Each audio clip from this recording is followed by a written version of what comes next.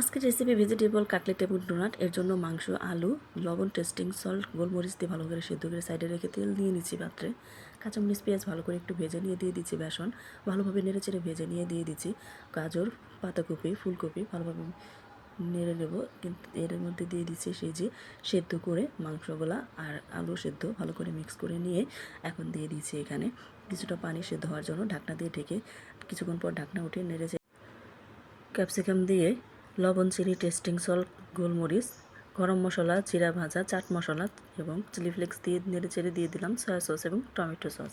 ভালো করে মিক্স করে এনে নামিয়ে ঠান্ডা করে এর মধ্যে 2টি ডিম ভেঙে দিয়েছিলাম। আর এইভাবে শেপ করে নিয়েছি ডোনাটের কাটলেটের শেপটা করে নিয়েছিলাম। ময়দার মধ্যে সামান্য পানি দিয়ে মিক্স করে নিয়ে সেগুলোকে ডুবিয়ে নিচ্ছি এবং ব্রেড ক্রামের মধ্যে গড়িয়ে নিচ্ছি। এভাবে করে কোট করে গড়িয়ে নিলেই কিন্তু তৈরি হয়ে যাবে। এগুলো ফ্রোজেন করে রাখতে পারবেন বাচ্চাদের টিফিনে এবং ইফতারের জন্য।